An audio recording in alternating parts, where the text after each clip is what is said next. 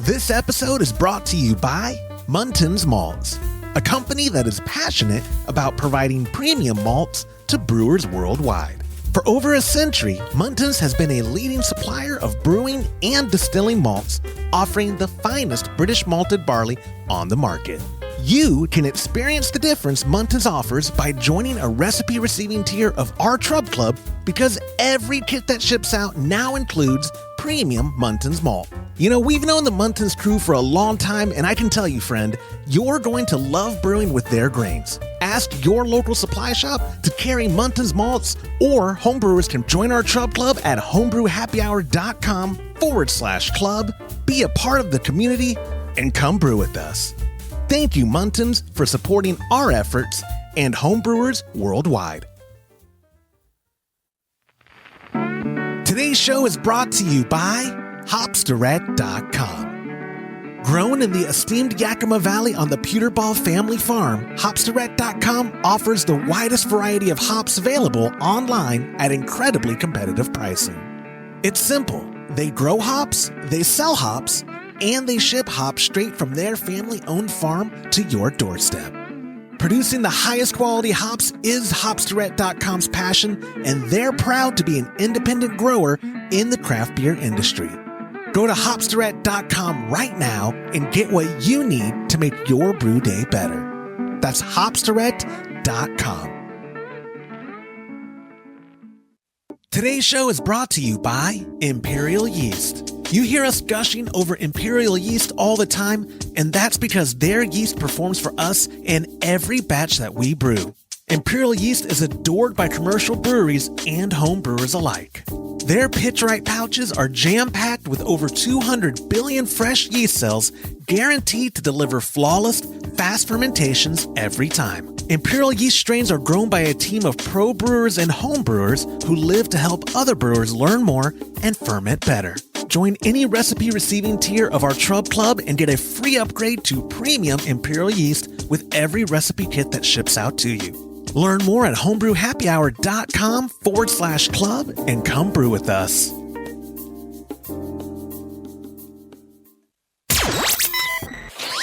Entertaining shows with content that spreads information and sparks discourse throughout the community. This is the Pearl Media Network. Using a blow-off tube and doing pressure fermentation, installing a FLOTit on a Conical fermenter, my personal pressure fermentation protocol, and a few questions on our Topo Chico clone kit. This week's episode is a mouthful. This is Homebrew Happy Hour, episode 454.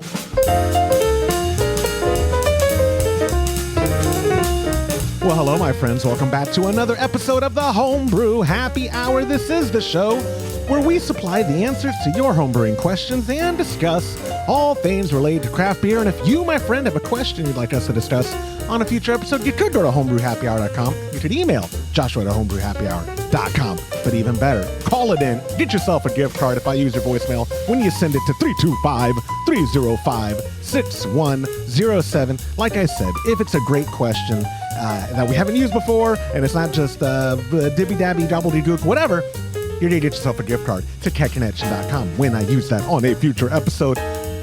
I am your host, Joshua Stubing. Today, let me start cutting the music. There's no one here. It's all me again. Solo music. Can we get some? I have a little bit of sound effects here. Solo music. No, it wrote wrong one. I didn't mean to do the rim shot.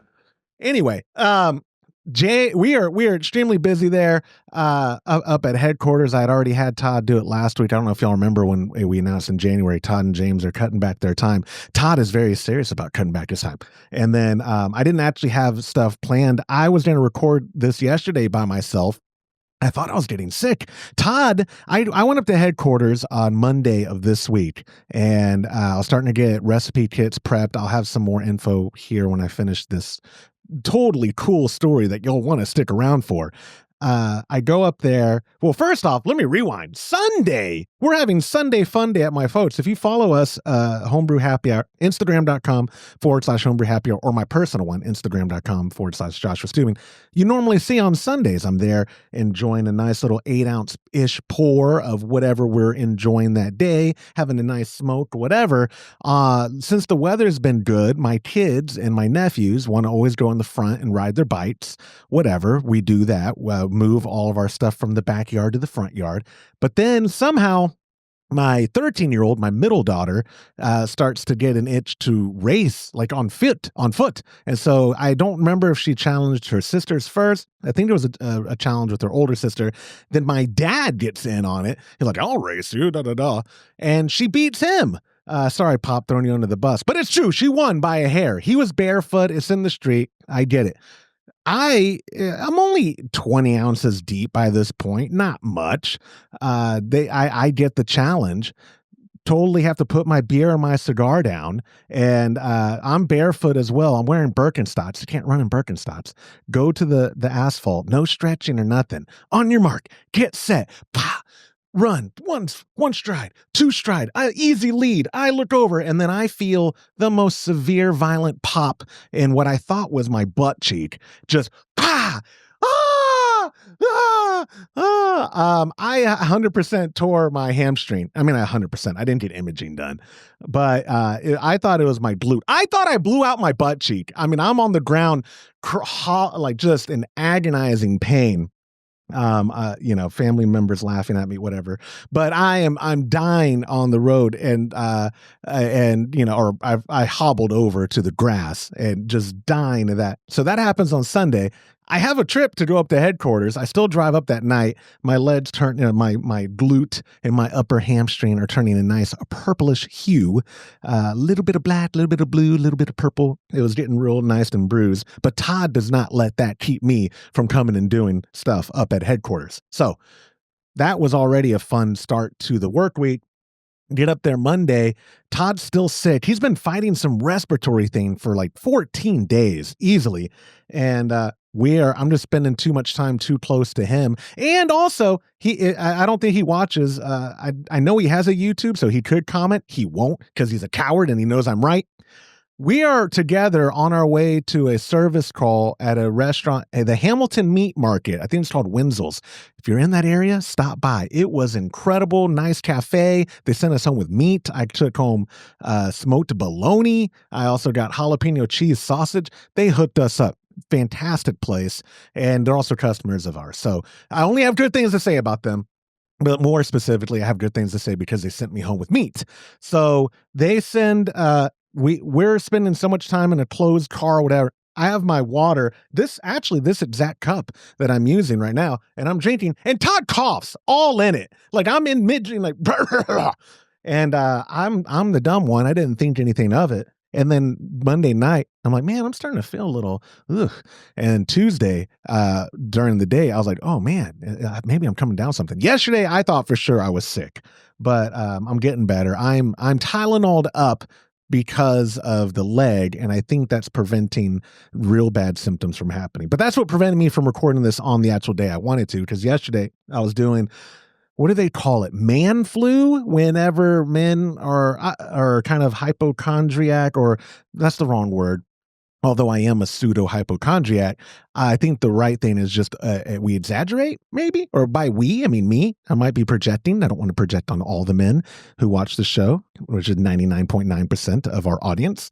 But I was definitely yesterday just, I'm getting sick and I'm probably not going to feel better. And my leg they're going to have to cut it off because it's not feeling better. But, I downed enough Tylenol till I got over that. And then today, did some calls this morning or whatever, the day we're publishing this, Thursday, November the 20th. I was just like, you know what? No, I'm going to do the episode. I'm going to do it solo because I don't want to do another, hey guys, sorry, no episode this week. Not like in the old times, whenever that would turn into 2 weeks, would turn into a month, which I think we all in all took like almost 9 total months off before redoing the show. I was having PTSD from that. I'm like, no, we're not doing that cycle again. So I took, much like I joked with Lorena last week or whenever I last had her on, I took questions that I could easily do by myself. The first question is like basically, Josh, do you like beer? I do like beer. Beer is good. Moving on, quit. No, I'm kidding. They're not that easy, but they're on stuff. They're on topics that I believe I might have some valuable input. And if you don't think it's valuable, I'll see you next week when we do have, I believe Lorena is going to help me record next week's episode. If not, I'll sucker Todd. I know I could get James in. James is always up for it. And he would have done this one too, but I know they're busy. They got stuff going on at headquarters. I just wanted to knock this one out. I'm not trying to drag it out on purpose. We'll see how long it takes, how long it doesn't take. Because normally I can drag something out when I have experts on the show to just extrapolate more info from. But when it's just me, I might be content with just here's the answer. Let's move on. Before we get to the questions, though, I do have important small talk to get through. First off, go to youtube.com/Homebrew Happy Hour. If you haven't already, subscribe to the channel, all that jazz YouTubers are supposed to say. Check out the new content we did on the GovReg. Todd, if you remember, January 2024, Todd converted all of his gas side to GovReg secondary regulators, and they worked great, but he was having a little bit of backflow issues on some of them, and it got him thinking, instead of just replacing them one for one or repairing or whatever, let's implement 4 ways of doing the GovReg in a draft beer system and see which one over time. We're going to do a 3-month check-in. We're going to do a 6-month check-in. We're going to do a 9-month check-in. We're going to do a 12-month check-in.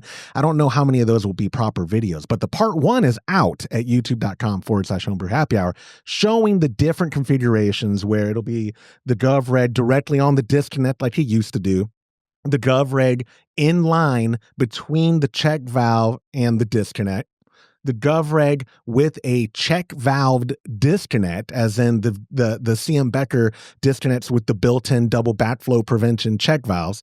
And then the last version, what is it? Oh, the CM Becker disconnect with the CM Becker check valve attached to it, and then the GovReg attached to that. I posted some of it again on our Instagram, instagram.com/Homebrew Happy Hour, if you didn't check that out. But we do have a video up at our YouTube channel. If you're here watching with me on our YouTube channel, leave a comment below, like the video, smash that like button. That's what I meant to say. Hit the bell notification. Again, we've been doing YouTube, I think, for 7 years. You'd think I'd have some of this stuff down, which does remind me, we hit 7,000 followers, or subscribers, I guess is what we call them here. And I am so proud of that. Let me do that again. Thank you, organic crowd that is cheering me on.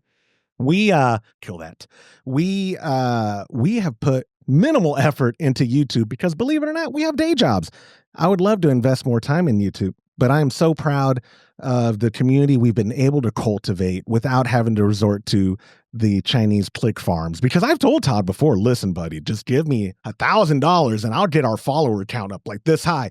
It won't make a difference, but it'll make us feel better. But he's like, no, I don't have $1,000 to do that. And I'm like, okay, never mind. So we're just here to grow organically. We could not do what we do without you. And again, if you're an audio only listener, which does account for the vast majority of our audience, if you have a YouTube, just go over there and subscribe. It really does help us. And if you're watching, leave a comment. That really, I'm told, helps us with the algorithm and all that. So before we get to the questions, actual small talk that matters, go to patreon.com/Homebrew Happy Hour. Join a recipe receiving tier. You're going to get the Abbey Road Belgian Triple. If you're already a member there, you'll see we had a little snafu is not the right word, more of a delay. Our friends at Imperial always take good care of us. They are in the middle with the holiday season, so they're already going to be delayed.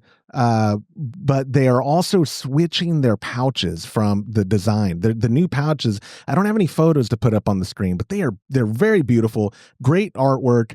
They look cool. And that means, though, that they told me the very specific strain you need, because we're doing a Belgian triple. We can't just use a Chico strain or a German pill strain or something. We need a Belgian strain. The one that they have is pushback. So these kits are actually not going to ship out until December the 8th at the earliest. I've alerted everyone, if you're already a member, but this is the first time you're hearing about it and you're not one of the handful of people who have already confirmed with me, don't worry about it.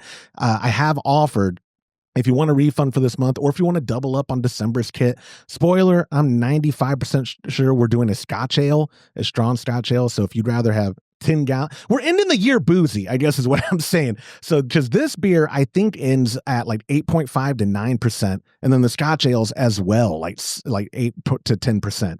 But if you don't want to wait that long for it, I can give you a refund over at patreon.com/homebrew happy hour. Or if you don't mind waiting, I'm going to keep on the loop and get those out as soon as I can.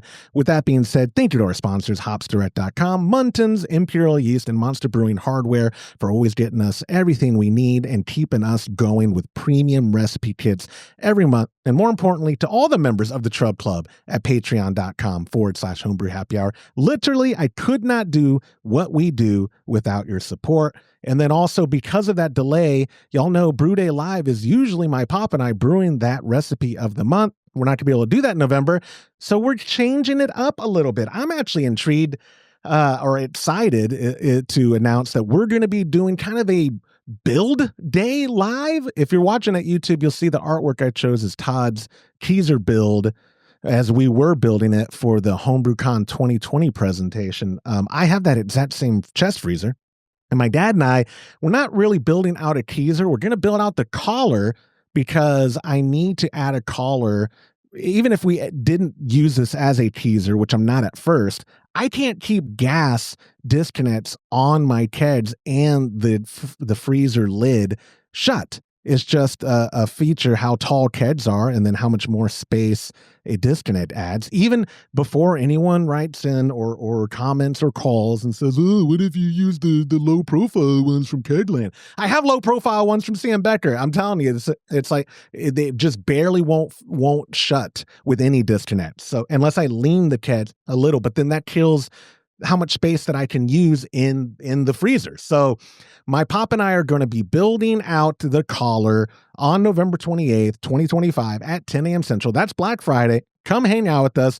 We'll probably be, and I say 10 a.m. Pop, you got to comment or you got to let me know if you'd rather start later in the day. I do know A&M is playing UT, my Pops and Aggie, if y'all haven't caught on to that, if you've never watched us on a Brew Day Live. I know he's not going to miss that, and he certainly doesn't want to watch it with me. I am bad luck to any team. So I think we'll probably start at 10 a.m., but I don't know how much time it's going to take. We're not, again, building out a full Keezer, but we're going to do the collar build. We're going to go live. We just want to hang out with you guys. We have so much fun doing the live stream. We want to keep it rolling. And if you're not out there in the crowd fighting for $5 TVs or whatever people fight over it, I don't even know if people still do Black Friday in person or if it's all just everybody on our cell phones, oh, that's a good deal. Buy. That's a good deal. Buy. But if you're not out and about and you have the time, join us at youtube.com/homebrew happy hour. We would certainly love to see you there. I do believe that's all the small talk that I have. So let's get this show going. The solo show with me. Our first question is from our buddy Clark. He texted me. He said, yo, Josh, like Todd, my fermenter is always filled to the brim. Also, like Todd, I use a blow-off tube. If I wanted to pressure ferment, could I keep the blow-off tube? I'm willing to try pressure if you think it'll work. Cheers, guys. So I've not ever, so the one time I have experience with going to the brim, we fermented in a 10-gallon keg, and if you've ever looked them up, or if you're thinking 10-gallon keg, they do make them. Right now, brand new, they're terribly expensive. Todd got one, I want to say like a year after I started working for him. This was 2009, and he got one, and he was never really using it. So at one point, I was like, you know what, Todd? I'm going to take that home. I'm going to use it to ferment in, because my dad and we do 10-gallon batches. Not thinking, though, to the brim, it's like 10 and a quarter gallon to the brim of this fermenter. And my pop and I are literally trying to yield 10 gallons of beer so we can get 2 kegs. So my smart self was thinking, we did the London Porter, I believe. And I was like, we got all the way to like 2 inches. And because I was like, Dad, let's keep going, because I don't want 2 4.5 gallon kegs or 2 4 3/4 gallon. I want 2 5-gallon kegs because I know everything. And my pop was like, yeah, I don't know if that's going to work. And I was like, Dad, we're doing it under pressure. What are you so scared of? And I bullied him. I peer pressured him into just letting us do it. We did it under pressure. But long story short, even under pressure, it doesn't suppress the krausen so much that it doesn't get vigorous, right? And so I woke up the next day and there's krausen over my guitars, all over my wall. I still think that ruined the first Spundit from Tron that I had, because even though I cleaned it out and all that, it's never seemed to be the same. A total mess up.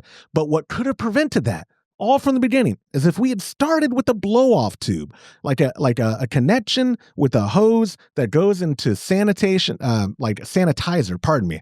That way, if there was any backflow, it wouldn't ruin the beer. Like, you don't want to just do water or something that might have potential contaminants. You want to do it into sanitizer. So, off the assumption that everyone listening to this, Clark included, understands the mechanisms of a blow-off tube, you have it from your fermenter. Immediately once you're done pitching your yeast, you're connecting the blow-off tube to the out port and then into a bucket of sanitizer. And then whenever it gets vigorous, the idea is that krausen has a pathway to go that's not going to mess up any equipment, like a pressure relief valve or a post or whatever.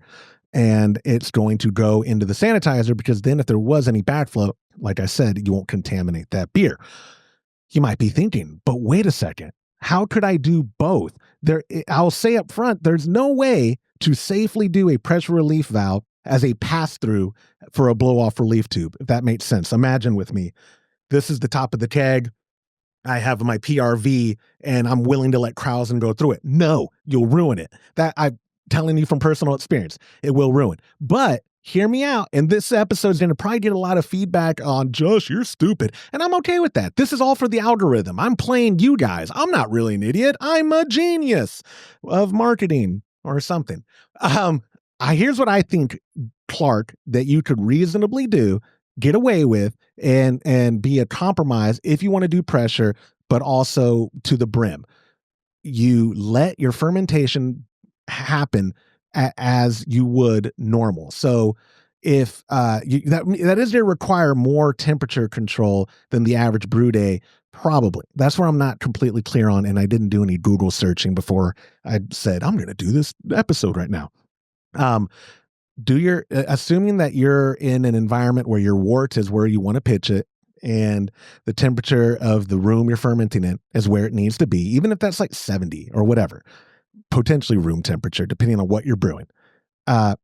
Normal blow-off tube, and that. When you know high krausen is done, which when I do imperial, guys, I feel like high krausen, like the vigorous fermentation and krausen production, is done 30 hours after pitching, and maybe 36. We could round to 48. Let's just round up to 2 days. 2 days post pitch. I pitch at 2 p.m. on a Friday, 2 p.m. on Sunday. High krausen and all the vigorous stuff is likely done. At that point is when I would then take off the blow tube, put on the PRV. Pressure's already being built up in there, and it's still going to be built up as fermentation. Fermentation's not done. Just the vigorous high krausen part is done. I put my PRV set at 10 on there, and then boom. Now I believe it's not going to do the yeast suppression that pressure fermentation does if you do it all under pressure, or all with the PRV spunding valve, I should say, more than a PRV. If you use a spunding valve from the beginning, that is objectively suppressing some of the yeast stuff. So, if you're doing a Kolsch, like Todd swears that I shouldn't be doing Kolsch under pressure from the beginning, because some of the best characteristics of a Kolsch are from the yeast. And if I'm suppressing that too much, what the heck am I doing? What am I brewing? Well, Todd, I'm brewing a Kolsch, and he's loved my Kolsch. He has nothing to complain about. He just complains to complain. But I would think, Clark, if you're dead set on trying pressure fermentation, you could start off with your blow-off tube, and then when krausen, the vigorous part of high krausen is done, swap it with the spunding valve, set to 10. You could preset it on a keg or something, pressure up your keg and put it on there, and you can calibrate it on there. You don't have to wait to calibrate it on your fermenter, or spend the money, get a Spundit 3.0 or whatever version Trong is on. I'll put a link in the video here and in the show notes if you're watching, if you're listening at Spotify or Apple or wherever, or even at homebrewhappyhour.com. I'll put a link to it, because Tron Spundit, one of the best features of it is color coded based off of 5, 10, 15, and 20. So I know if I've set it there to 10, it's going to be set to 10. So if you don't want to, if you're using like a blow tie or one of the cheaper ones like from Kegland, you can do that and just pre-calibrate it on a keg, then put it on your fermenter, which I'm trying to see if he even mentioned what fermenter he's using. No, the next question was talking about what a specific fermenter. Obviously, if you're talking about doing pressure, you're using a pressure rated vessel. Legal department's in my ear, making sure I bring that up. We've had an uncomfortable amount of people ask us for our opinions, me and James. He can vouch for it. I know, James, you're watching at YouTube. Leave a comment to vouch for this so I'm not just making stuff up to people. We've had multiple people tell us, I have a brew bucket from SS Brew Tech, and I want to start pressure fermenting. What do you think? Don't do it. It's not rated for pressure. Don't do it. Don't even think about it. But assuming Clark has a vessel, a fermentation vessel that can handle pressure, then everything I've laid out, I think you could try that. Now, why do it at that point? If you have temperature control for your fermentation and all that, I don't know. Like Todd's asked me before why we pressure ferment. For me specifically, I pressure ferment because I can keep my office. I have a mini split unit that is overkill for this 150 square foot office. And that mini split is set for like 1,000 square foot. So I can comfortably, without much electricity use either, my bill doesn't go up a lot, keep this room at 64 to 67, whatever range for our pressure fermentation, to where that's not exactly the range I'd want for a proper fermentation, but it has produced some phenomenal beer under pressure without having to hit the exact temperature range for the yeast, but also not buy a glycol setup, buy another fridge. Although I have like 4 fridges now in my garage. That's my biggest flex. I have the big fridge. I have the teaser thing we're going to build on. I have a soda fridge. I say soda fridge, sparkling water fridge. And then I have the old kegerator from my dad's house because we replaced his kegerator. So big flex. Maybe I could turn one of those into a fermentation chamber. But either way, I don't need to because I'm doing it under pressure. And like Clark, if you don't have the headspace, guys, then don't do pressure fermentation. I've learned that the hard way, or fermentation in general without a blow-off tube. But because I'm choosing to do pressure fermentation and we're doing 10-gallon batches, I have the FermZilla that's like 15.9 gallon capacity, plenty of headspace. That Krausen, it can get as crazy as it wants. It's not going to go up there. So my spunning valve is safe in that vessel. All is good. I think I'm just running around in circles now. Clark, I hope I answered your question.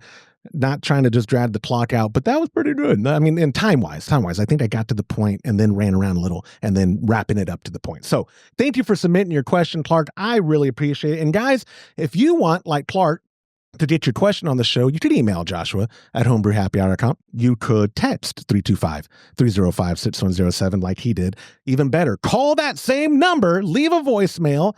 If I use it on a future episode, get yourself a gift card to kegconnection.com. Moving on.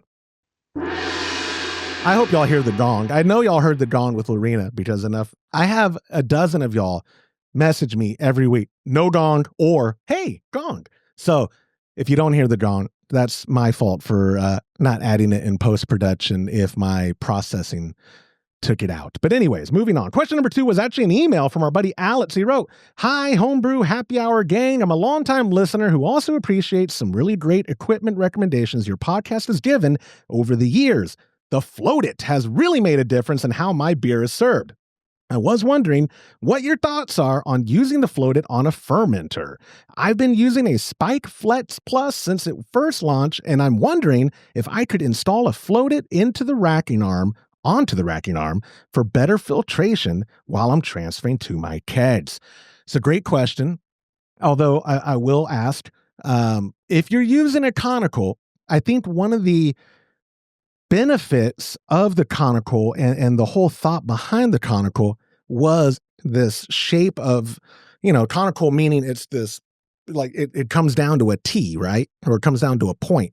And that's where all the trub collects. That's for you, Lorena. The trub of the fermentation collects down there. And then most of these, like the Flex Plus, have ports for dumping that out or whatever before you transfer the beer, for the sake of not bringing over trub, particulates, whatever, sediment into your keg or however you're packaging, which if you're not doing kegs, come on, what are you doing with your life?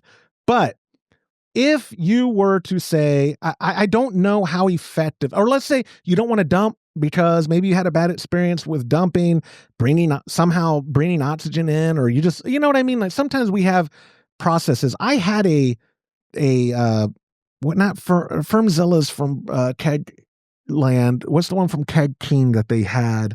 Anvil resold them. Not the Fermenter King. I think it maybe was called the Fermenter King. And it was, it had the tri-clamp bottom with the dump on it and all that. One of the reasons I didn't like that particular fermenter wasn't necessarily, I tried to dump and I brought it was all a mess. No, it was the seals didn't seal after like the fourth fermentation very well if they weren't the exact way, but you didn't know that until fermentation started. Like it was something about the pressure being built up that added something to it, to where I would come out and then, oh gosh, there's a mess. It's all dripping through there. But had I, figured that out or whatever, I would have used that to dump, to shut off the bottom of the fermenter so I can take off that little part underneath the tri-clamp that's holding all that trub in it, go dump it or whatever, and then go put it back on, open it back up. And that would have made, in theory, for a cleaner transfer process. But now, using a similar vessel, but it's a rounded bottom, no conical whatsoever, if we wanted to get everything out with just that normal floating dip tube that Kedland sells with it, or that kegconnection.com sells, a lot of retailers sell it. It has no filter. It's just a little thing with a floating ball that lets stuff in. So anything that can fit in that hole is going to come out, and sometimes that adds more than you want in your transfer line and then into your keg. We put a FLOTit on our Firmzilla a while ago. Game changing, guys. Not only are we doing a FLOTit on that, but then our serving kegs all have FLOTits too. So normally, and don't get me wrong, our old methods of just letting stuff sit in a cold fridge, cold conditioning for a month or 6 weeks, if we can wait, is still recommended. Like if you can wait that long, do it, because you're going to have the best results of beer clarity. The beer, it should be well carbonated by that point, assuming it's been on serving gas that whole time. It's going to be a better experience. But my pop and I could, let's say I keg a beer on a Friday and he comes over on a Sunday and it's been in the fridge that long. The process of using a FLOTit from the fermenter and then using a FLOTit on the serving keg, it's pretty darn clear. It's actually impressive. It's perennially my favorite piece of gear every year. When we do our year-end episode for Best of 2025 and our favorite memories and all that we always inevitably do, y'all leave a comment if I don't mention the FLOTit somehow, because I have a hard time remembering stuff I talk about, but I'm predicting future Josh will say his favorite piece of gear of 2025 was the FLOTit, because it always is. That thing is phenomenal. Tron came up with the best filtration floating dip tube in the world, and it's not even that expensive. I'd have to look up what a FLOTit costs right now, but I think it's like $35, maybe with free on Amazon. I think it might be $35 with free shipping. They are absolutely, let me look on Keg Connection real quick since no one's here. $30, but then you charge for shipping on Keg Connection, but $30, I promise it's the best. But getting to Alex's question on the spiked flats, I believe I should have done homework. I think they're rated for pressure up to 5, or maybe the normal Flet says he has a Flex Plus. I think maybe the Plus adds like 15. So either way, so we know if gravity with adding a FLOTit somehow to it and gravity wasn't working, you would be able to tip it over because the FLOTit would be filtering out. Or you could just do it under pressure and save the hassle of having to monitor when it's getting low and having to tip or whatever. But what I'm more concerned about, Alex, is how to fit that FLOTit onto the racking arm. I don't have a Flex. People can comment and correct me in the comments all you'd like. I would really appreciate it. It helps the algorithm. But I think it's like a 1/2 inch barb. The FLOTit, if I'm not mistaken, might be a quarter. It's probably even smaller, but I think it fits quarter inch tubing or maybe 3/16 tubing. It's not big. So I'm thinking for you to actually get it to fit on there, you're going to have to make some convoluted reducer from the racking arm barb to reduce down to your FLOTit. That's a lot of moving components. I'm not sure it's worth it. Just because of the way that conicals work, I'm not sure. I'm so lazy. I'm not confident that I would go through the effort of making that work. Let me look on the FLOTit thing here if he has it's a 22-inch. No, that's the length of the tubing. He doesn't have on here what his barb is on the FLOTit. I'll put the FLOTit product link in the show notes and in the video description for YouTube watchers. But you tell me, guys, looking at that product, how on earth you would go making that barb fit onto the racking arm, because I don't think that anyone makes a racking arm at that diameter, at that little, to where you would get that little bitty hose on both sides without having to make some sort of adapter, a reducer from the larger to the smaller. So is it worth the effort adding that? Probably not. The way you're transferring now, Alex, is probably great. And then use a FLOTit on your serving keg. Bada bing, bada boom. If he said when he's transferring to his kegs, I don't think you're probably bringing that much over because of the nature of a conical fermenter. You're probably not bringing over a ton. And the Flex Plus, I believe, is just in 5 gallon. I mean, it's just for people brewing 5 gallon batches. I don't know what it is to brim, 7 gallons probably. I don't suspect you're bringing a lot over anyway. Hypothetically, if you're bringing over any sediment, trub, whatever, I almost said trub, sediment, particulates, whatever, that FLOTit in your serving keg is going to handle it there. I'm confident of that. And also cold conditioning is going to handle it there. My favorite combination, and I'll wrap up your question with this. We transfer using a FLOTit. Pretend like we didn't, because we didn't for a very, very long time. Transfer into the keg. The keg has a FLOTit. We immediately put it into the fridge. Because we pressure ferment, it's kind of room temp. I don't put gas on it yet. I let it sit for at least 24 hours because that's how long it takes for me to remember. It could be 12 hours. I don't know the scientific amount of time for a keg to literally cool down to 38 degrees or whatever. I give it 24 hours because that's when I remember. Oh yeah, I go in there after it's cold, the keg. Then I put it on gas and I just let it sit on gas. And if we can, sit sweets. Some of these kegs, because of Brew Day Lives, we've brewed so much. I have a Japanese rice lager that's just been sitting since we brewed it. Was that March or April? And it is phenomenal. That's my favorite protocol, guys, is from the fermenter to the keg. Don't do anything with the keg except have it sit cold. I mean, obviously, to put the lid on it because I'm doing closed transfers and all that. But put it in the fridge and let it sit off of gas until it's super cold, until it's cold as your fridge is. 38 degrees is what mine is set to. Then add the gas and leave it be until you're ready to serve. And the more time you give it, the better it'll be. And if it has a FLOTit on it, hey, enjoy it a day or two later. If you're keeping it on serving pressure, which I do 11 PSI out here, I've noticed that sweet spot is like 3 to 5 days. If I put it on gas, if I put gas on a cold keg on a Monday and then I taste it Tuesday, it's going to taste fine, but it's going to be undercarbed. If I can wait till that Friday, chef's kiss. It is perfect by then. For me, Todd frequently says, your beer is a little undercarbed. I'm okay with that. I actually like being a little undercarbed if I'm drinking it early. If let it sit for sit sweets, guys, it's perfect. It's not undercarb. But when I bring Todd beer, it's usually pretty quick after packaging. So that's when he'll be like, it's undercarb. And great, bring it to the carbonation levels that you want. If I was overcarbed, that'd be detrimental. Like, oh, what are we going to do? We're going to let it sit even longer? We have to let it warm up, degas, blah, blah, blah, blah. No, thank you. But again, I kind of ran around all over the place. I think kind of on topic, but Alex, I think I answered your question.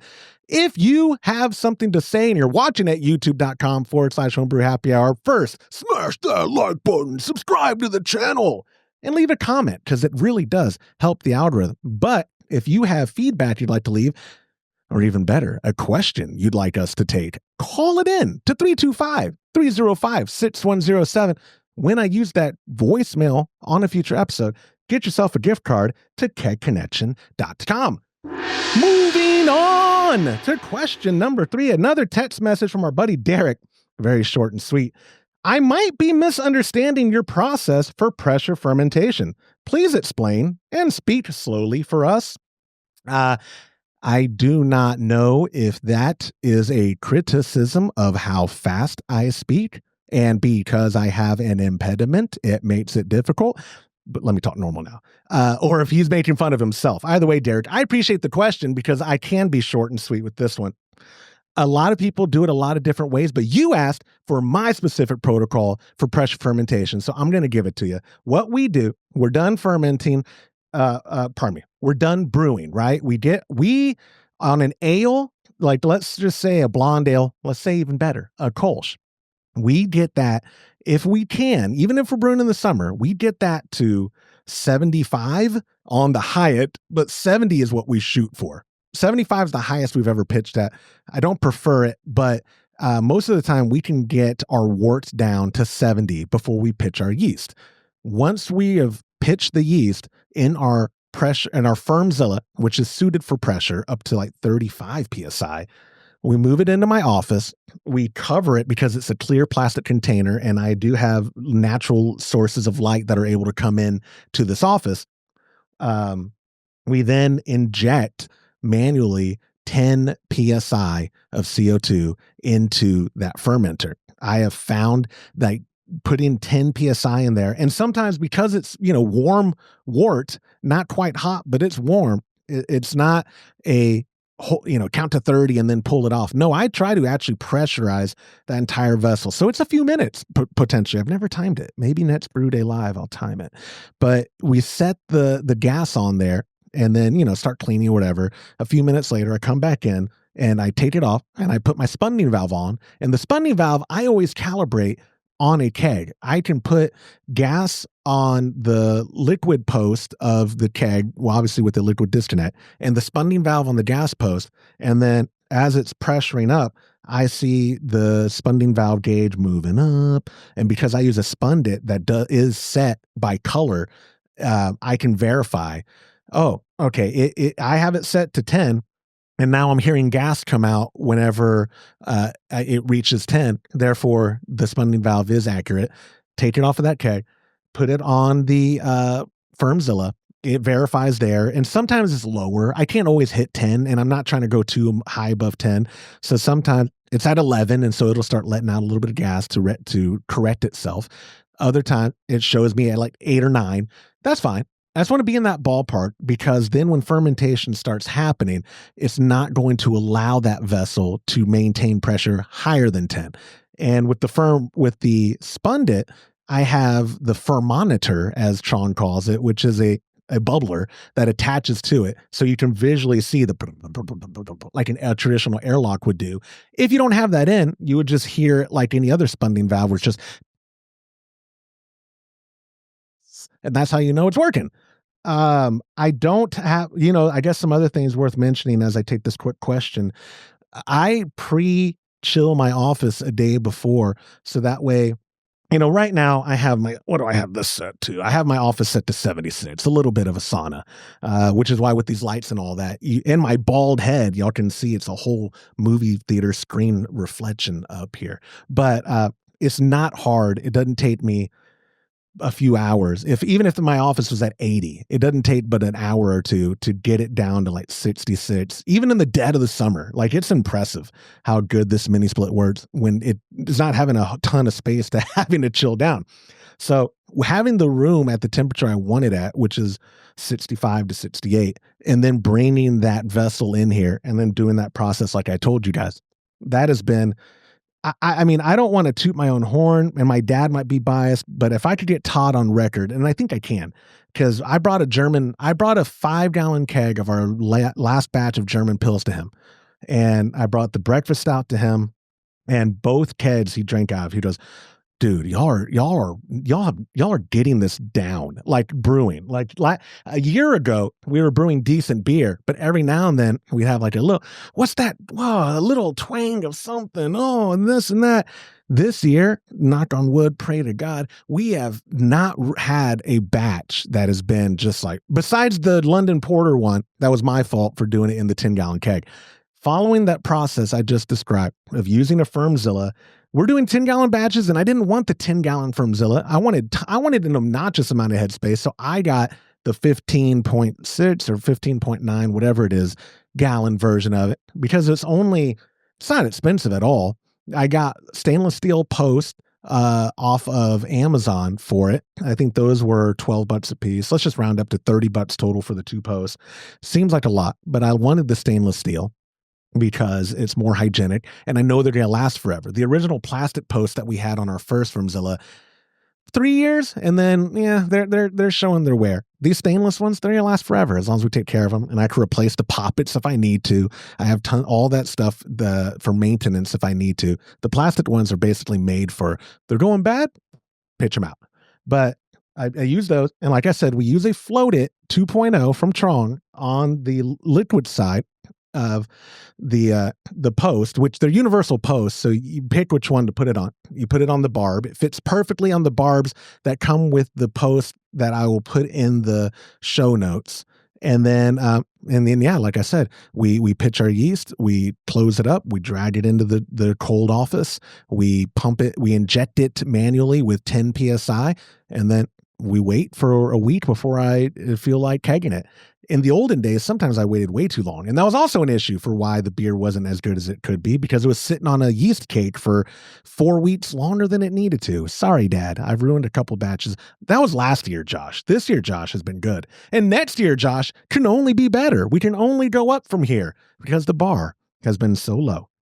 But I think I explained it well. Again, if I'm all over the place, I apologize. Y'all can let me know in the comments below at youtube.com/homebrew happy hour, because your criticism is worth the bump in algorithm effect to me. So moving on to our fourth and final question of the show. It's an email from our buddy Jonathan L. And he wrote, "Hello, I found your information on the YouTube video about making Topo Chico. If I wanted to make much smaller volumes of mineral water until I have the space for a larger 5-gallon keg, could I remeasure your mineral pats accordingly? Also, say I do get the space for a keg, but I want to take some of the water on the go in smaller bottles. Do I just fill up the bottle and go? What can a person do if they prefer smaller bottles of your Topo Chico instead of larger kegs?" This is also going to be quick. I thought, I looked at the clock just now and I thought, oh my God, I've been talking for like 45 minutes. I'm incredible. I dragged this out, but now I'm thinking it should be a 48-minute show. No, just, I can't think of a way to drag this out without being able to just short and sweet. No, do not rematch. I mean, in theory, like all those different minerals, the gypsum, the calcium carbonate, the sodium carbonate, calcium chloride, whatever. I'm making up names, and a chemist who would call me out on that. Someone in the comments will call me out. That's not what's in Topo Chico.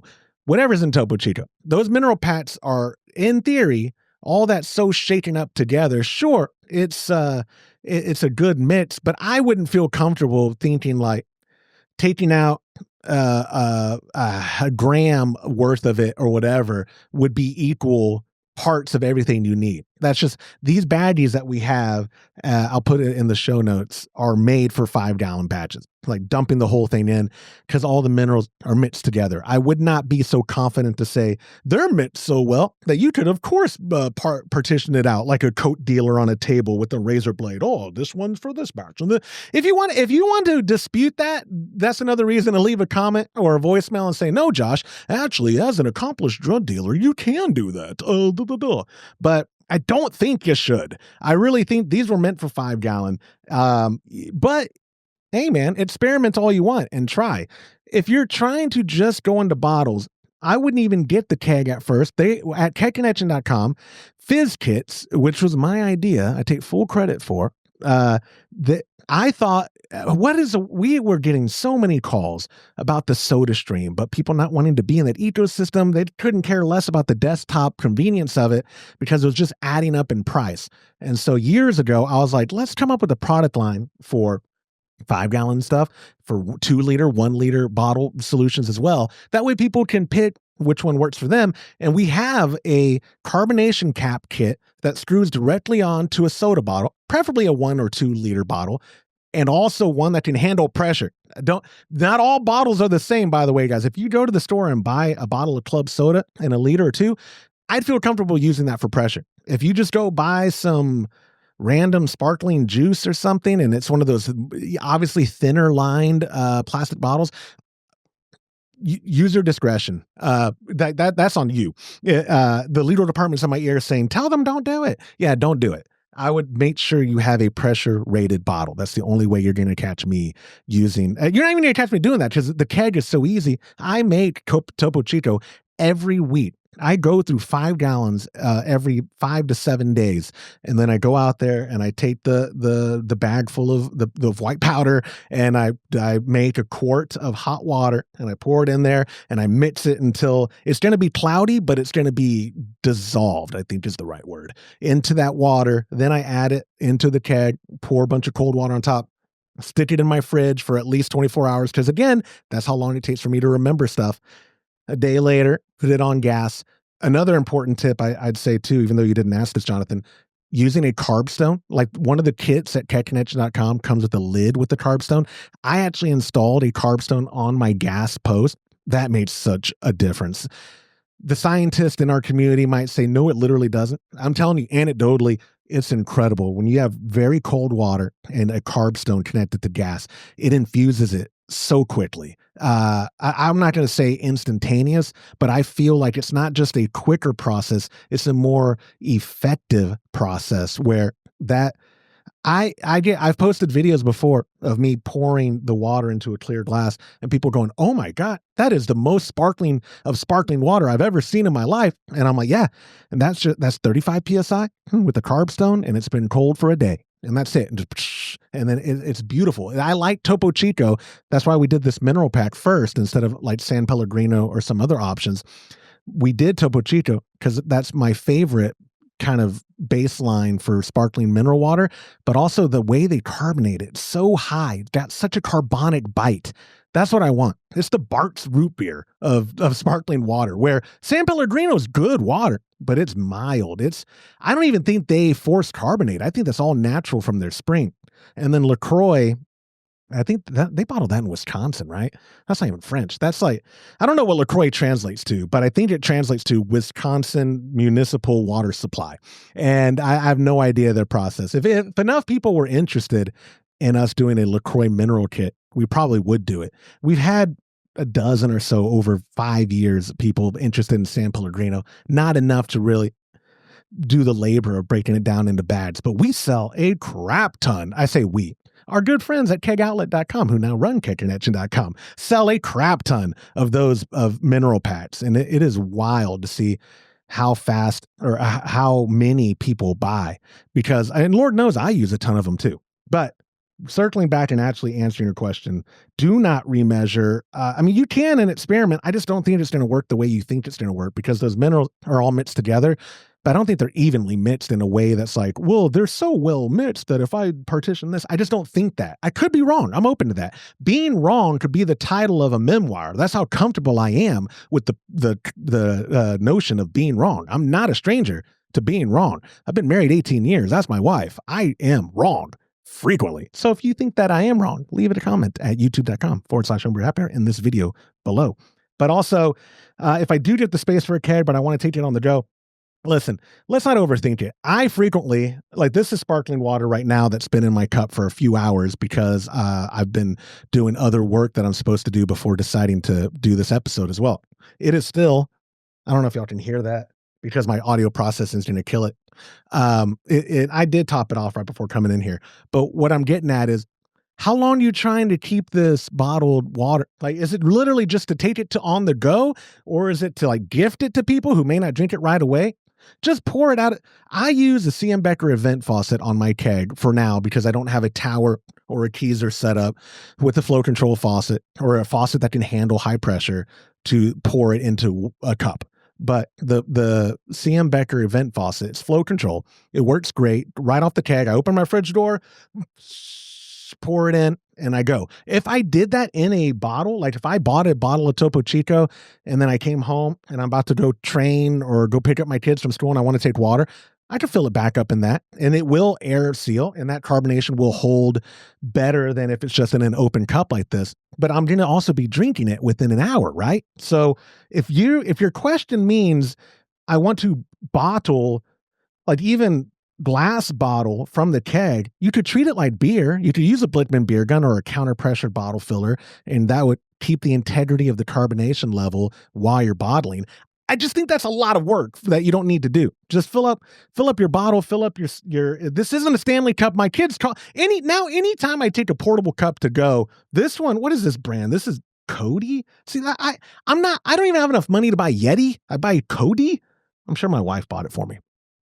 My kids call it, oh, dad has his Stanley. Because like that's an insult. That's brilliant. Insulated vacuum sealed cups are brilliant. I don't have a lid on it now because I lost the lid for this one. But normally I do. And like, dad has his Stanley. Ooh, what's in your Stanley? Well, you know what's in it. Sparkling water. Sometimes gin, but sparkling water. But they make fun of me. But that's my favorite method of taking it with me on the go.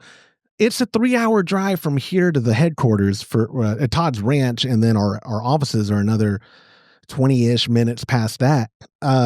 I can fill up especially if the vacuum sealed ones, if I have the lid, and if I don't somehow drink that 20 ounces in that 3-hour trip, which I always do, it's still very well carbonated by the time I get there. It's not flat to a point of being disappointed. So Jonathan, I don't know if your end goal is gifting bottles or storing the bottles, but if you did say, do I just fill up the bottle and go? Yeah, do that. I promise you will not be disappointed. I really wholeheartedly think, and this isn't just, I'm not trying to just speak from a point of privilege as in I have the space, I have the gear, as such if you don't. But I mean, if you have the ability to, like you have a garage fridge and it has a space for a 5-gallon keg or even a 2.5-gallon keg, although the mineral pack, again, I'm saying don't partition it. But let's say you have the space for the keg. That's the best way. It saves you time and effort to do a batch of water in a keg compared to doing it in a 2-liter or a 1-liter. Although those are perfectly acceptable, the water's got to be as cold as it could be. That way the CO2 infuses quicker. I will say if you're doing the smaller carbonation cap version that goes on to a 1 or 2-liter and you have that bottle of water in the fridge, cold as can be, and then you put the gas on it, you could, in theory, shake it up immediately and get way faster results than you would with the keg. So that is a pro for that. But the con is I'm drinking a liter a day. I might be exaggerating. Well, I don't know the conversion. I'm damn near drinking a gallon of water a day. So what is 1 liter? 1 liter to gallon is, oh my gosh, I'm drinking way more than a liter a day. God, that's only basically a quarter gallon. Oh my gosh. So I would be getting up twice a day and in the liter, pouring it, and then by early afternoon, I'm all out. Gotta make another one. And you get what I'm saying? Like just make the space. Make the space. That's not salesman Josh. I don't run kegconnection.com anymore, but you should go there and get yourself a fizz kit, my friend. And I'll leave the link there for the landing page because you'll see that there is a ton of options for various solutions, as small as a carbonation cap and as large as a 5-gallon keg, or as large a keg as you want to get. If you want to go the Todd Burns route and spend all your money on a 10-gallon keg, go for it. I salute you.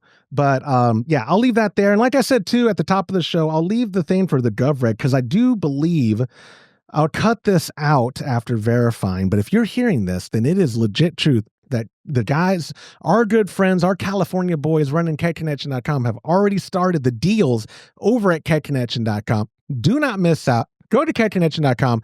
At the top, you should see visual navigations for GovRec and Fizz kits. Click on those. Go look at the sale prices. I do not think you'll be disappointed. While I'm talking about friends and deals, let me also, I forgot to mention at the top of the show, go to brewersfriend.com. Save 25% off memberships when you use the promo code Happy Hour. I've had a lot of y'all reach out and confirm it is one word, Happy Hour. All is one word, no space, Happy Hour. Get yourself 25% off. And I really do appreciate all the people who have reached out to let me know, not only that it works, but also that you're signing up for Brewers Friend. We love the people at Brewers Friend. Like y'all know, Lorena Evans is legitimately one of my most favorite homebrewers on the planet. She's top 100 favorite people for me. She's in the top 100, but she's the top 3 for favorite brewers. She's probably top 20 for favorite people. I love Lorena so much, and I love the people over at Brewers Friend. They're doing a lot for us. They've always been there for us in support of the show. They got great information, great calculators. We cannot say enough nice things about them. Go over there, give them your business and all that jazz. So, with that being said, reminder again, go to patreon.com/homebrew happy hour for the recipe of the month. It did get delayed. You'll see all that information over on our Patreon page. And then Brew Day Live is actually a build day live this year, November 28th, 2025 at 10 a.m. Central, unless we change the time. But for right now, 10 a.m. Central, watch my pop and I build out the collar as I begin the process of turning my chest freezer into an efficient and effective teaser. So, I don't have anyone to thank. Thank you for your time, Todd. That's all I have for this week. Thank you, James, for being on the show. Nope, just me. But I do want to thank you guys for tuning in every week. I apologize if I was all over the place. Todd wasn't here to rein me in. James wasn't here to humor me. And Lorena and other guests weren't here to just shake their head like this at me. But I do sincerely appreciate y'all tuning in every week. I'm going to go take some Sudafed or something. I am dying here, but I appreciate y'all's time, guys, and we'll catch you next week because that will do it for this episode of the Homebrew Happy Hour. If you have a question you'd like us to discuss on a future episode, of course you could go to homebrewhappyhour.com and use that submit a question link at the top of the page. But even better, get yourself a gift card if you leave a voicemail that I use on a future episode to our hotline 325-305-6107.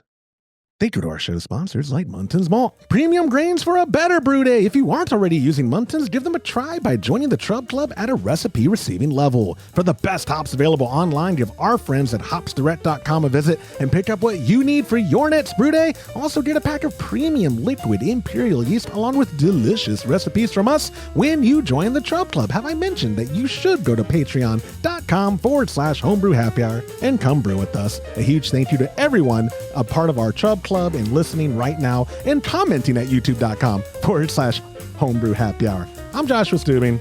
Goodbye.